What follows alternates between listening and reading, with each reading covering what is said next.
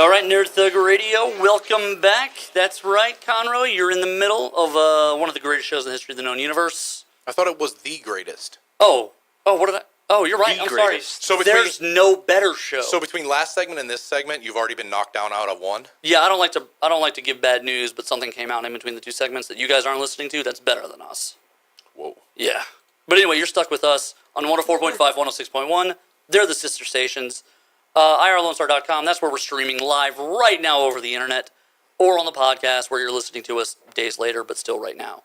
Deal with that. Whoa. Yeah, Facebook / Nerd Thug Radio. We're also www.nerdthugradio.com. We're also really important. Everyone should love us. Exactly. Right, Mom? Mm-hmm. Everyone. Anyway, this is the most important segment of the show. I'm saying that because I'm being nice to him, I've been mean to him all day. It's the Nico segment. Nico DLG here. Hey guys, what's going on? Nico DLG here. Procedure. All right. You do it like 3 times in a row? Did you say procedure? Right. Yeah, procedure. The process. All right. It's done. All right. So we had gotten into the discussion in the break time, and I think it's really important that we really bring this up. Bitcoin and its crazy exponential gain in value and what it is. What is even Bitcoin? Yeah. Right. Opinions. So Zach is the one that is honestly distressed. This is weirdly scary to me. Okay, so for those who don't know, and by the way, it's Nico DLG, Corey DLG, Vicky DLG, Zack Attack. DLG Takeover featuring Zack Attack. For those who don't know, what Bitcoin is essentially a non-existent internet currency that is anonymous. You're able to anonymously purchase and sell, and the value of it is increased by the scarcity of it. And what that basically means is there's no real value attached to it, but whatever someone's willing to pay, and that means the value always goes up. And there's a set amount of Bitcoin floating around out there that doesn't increase through a set period, and increases are only done incrementally on a set schedule that everybody is aware of. Correct? Correct. Okay. Correct. This Bitcoin, Nico, and correct me if I'm wrong, but this Bitcoin is dumped into wherever these Bitcoins are stored where people can buy them by some anonymous source. Right. On a set schedule of which everyone is aware. Yeah. Okay. So the fact that everybody knows how many Bitcoins are out there drives the value of it. No, the fact that everyone knows exactly how many. Right. And let me give you two. And you can exchange it for goods and services just like money, right? Correct. Okay. So what this has helped fuel is the internet black market. Now, here's what people don't like to think about or talk about. The dark web is what they call the unknown internet. Right. And by unknown, what I mean is every website that everyone in the planet can name, every website that all of us know, every website that any normal person would go to. Percentage. It's essentially, I believe one time I saw it was a less than 1% of the actual internet that exists. And this includes all like the weird, shady pirating websites, like all the stuff that you think is bad internet stuff. Right. That's less than 1% of the actual internet. Nothing. Trash. So what's really out there is the dark, weird, scary stuff. Anything you saw in a movie is probably based on something that really happened on the dark web. No, seriously. I've heard some stories. There was a website for a little while called the Silk Trader. It wasn't. It was the Silk Road. It's supposed to be like it's a reference to the actual Silk Road. Right. And the idea was it was an anonymous, completely anonymous eBay. Essentially, it was... Which is what Bitcoin is. So, no. This is an essentially anonymous marketplace. Bitcoin is an anonymous currency. Right. So Bitcoin coming out enabled Silk Road to become the place where... Even more anonymous. Things that people want to be anonymous for, crime, drugs, guns, murders, all of the sorts of crimes, then could now actively trade in an open market because both the money and the person were now totally anonymous on the internet. The founder of that actually got discovered because he accidentally logged into his college's library a few times too many, and they tracked that ISP and they found him. And he just recently received one of the strongest jail sentences that's ever been handed out for an internet crime, and essentially the judge admitted that he was making an example of him.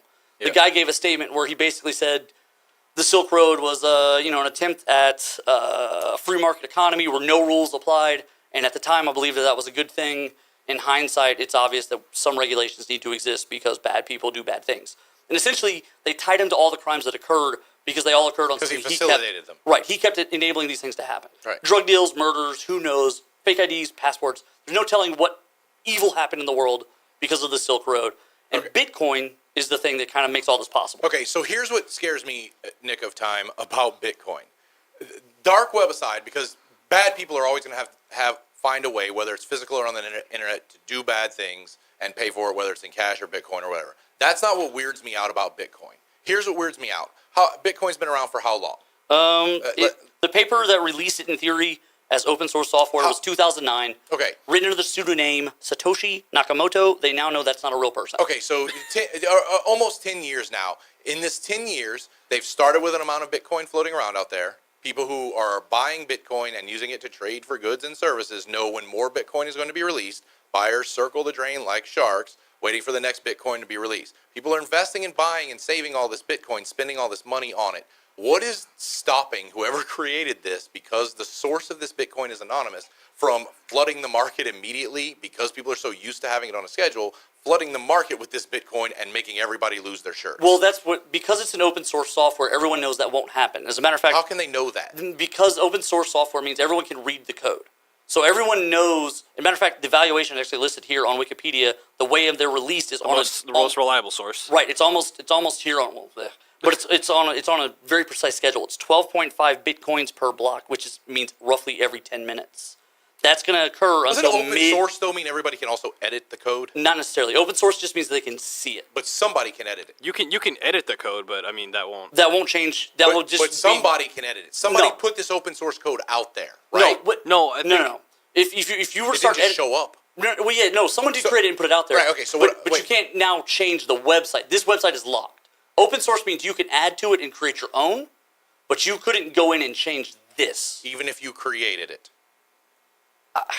I'm not sure how that part works. And that's what worries me, right? Yeah, you're right. People can see when the code is changed, yeah? Right, yeah. But unless somebody's looking at the code every day or however often it needs to be looked at. Well, hacker types kind of do. I don't know. Aggressively check these things. I'm sure there's programs to monitor whether it gets exactly. changed. Yeah. So anyway, until mid 2020, then afterwards. This is creating a false economy. Well, it's not a false economy if it's trading for money. It's a real economy. It's a false economy because it's increasing the amount of money in an economy on a schedule rather than on the fluctuations of a market. But that's a false. Have you ever thought about how our money gets generated, and it's probably on a schedule also?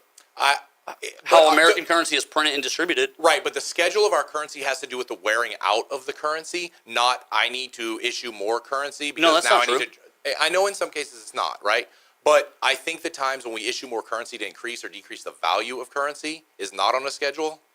I mean, they make the decision. They make the decision in time intervals, so it technically would be on a schedule. Right, but they can't say every time interval we're definitely going to increase the amount of currency floating around out there. But, not based on market conditions, but based on it's now time to increase the amount of currency. Bitcoin out of circulation? No, but they are limiting. What's weird about this.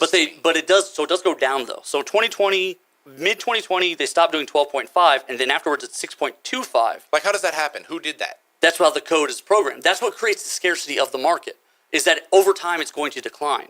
And so that's going to be for 4 years until the next halving. These halvings continue, halvings as in going into half, until 2011-40, when 21 million Bitcoins will have been issued. So they will know, they know what? from Why beginning to 21 end. million? And then That's what? just mathematically how many it took to get from where they're at to where they're going. See? So at that point, everyone will know how many Bitcoins are going to exist. Therefore, the market value is going to be based on... Forever? Yeah, 21. That's the stop date. They're no longer adding any more or taking any Well, I mean, out. think it'll be half so many times. I mean, it'll be like, I don't know, like 2 years before another one Bitcoin will go into circulation. Right. The halvings will continue. Oh, they're doing half-lives. Right. Yeah. They've started with a set amount and they're doing a half-life. Exactly. Correct. This is weirding me out. This is a false economy that is... But stop saying false, because it's not false. Things are changing hands. Items, goods, and services are being purchased with this. So it's a real economy. It's a legit currency at this point. Well, it's called a cryptocurrency because of the fact that it doesn't... It's not a real currency. It only exists on paper. I'm pretty sure crypto And I don't mean means false. printed paper. Well, I don't know, because like cryptozoologists are people who investigate unknown. False animals. Mythical. Fake animals. It's some mythical economy then. Well, It seems like something like this, it would be far too easy to dump in a bunch of Bitcoin and devalue it across the board, and I feel certain that there are people who have all their money invested in Bitcoin. That's how they buy and sell everything. But there's people who have all their money invested in a 401k of a company that could tank tomorrow because of bad mortgages. Right, and we've seen what happens when something like that happens. Right. We've seen what happens when the entire stock market gets devalued. Right. So what's your... That's why this is a concern for me. Because some people still haven't learned the lesson of self-control or moderation? But why is it... It's not a self-control issue to invest your money in something that you can use to buy and spend, right? It's only a problem when somebody artificially floods what is essentially an artificial market already. I think one of your concerns, though, is just because us here, the four of us, don't have enough knowledge about technology that may be fair. to know how it's not getting flooded. But I assure you it's not, because if it was, somebody would have flooded it. would've I'm not saying happened. I'm not saying Right. it's happened yet. Yeah. I don't think it will. I wait on stuff like But that. I I'm feel always like- waiting but for I the feel like shoe with to drop. technology, people are very opportunistic. They're gonna wait for the perfect time Right. to do it. Well, but I feel like it would have already happened, because the spikes Yeah. of the value of Bitcoin have been tremendous. So you Right. could have done it any time over the last 9 years, made a bajillion dollars, and gone home happy. I'm not worried so much about somebody doing it for their own gain. I'm worried about somebody doing it out of maliciousness or some kind of social experiment. If it That started everyone from some else kind of loses paper, money. I'm worried that it's some sort of weird social experiment. Well, it is. It clearly is, because essentially That's what he I'm saying. theorized. That's what I'm saying. He And socially- theorized, because you got to think of what he did. He just basically he announced to the world, "I'm going to do this thing, and this unit's going to exist in these bizarre increments until 21 million of these exist," and then the world created a value for it. Right, but doesn't that seem the exact kind of preface to a weird experiment where you introduce a crisis point when too many people have come to rely on this false? Like, can't you just see this as a future dystopian novel where somebody does this whole thing to show the ultimate non-value of money in general? Like, that's what Yeah, this makes I me could think. totally see that. Well, I mean, I Um, always just you could just go back to any post-wartime country. I mean, like Germany, like literally just piles Right. of money. It was worth more to just burn them and use them as Right, fire and think material. about the devastating effects of that. Right. Like, this could easily be setting us up for, and maybe not yet, not enough people I don't think are invested in it, but this could easily set us up in a 5 year from now situation to cripple our actual economy. And I know you don't like me saying actual versus false, but I mean like the US dollar economy versus the Bitcoin economy. Well, I think it's really going to depend on like the severity of how much the Yeah, real I mean- world invests in it. This is something that up until like the last year and a half was only an internet thing, but because now it's not. well, now it's there are not, and now they're ATMs. Bitcoin ATMs, and they're, you know, to an extent, some people are going to dabble in this. I mean, It's it's like just a currency. It's like currency exchange. Though there are people who are betting on the rise and fall of nations by buying by exchanging. Right, and you're mean- right. It's just somebody It's- who's wanting to make money off of a currency exchange can't shove a Right. bunch of currency they're exchanging under the unsettled. window so it's worth less. That's true. That's true. So that was actually a pretty good Nico segment. I'm going to put that up there in top 3 of all time. Yeah, way to go, Nick of Time. Yeah. Yeah. Thank you. All right, so we're going to get out of here. When we come back, we're going to wrap things up here. Wrapping things up. You're listening to Nerd Thug Radio.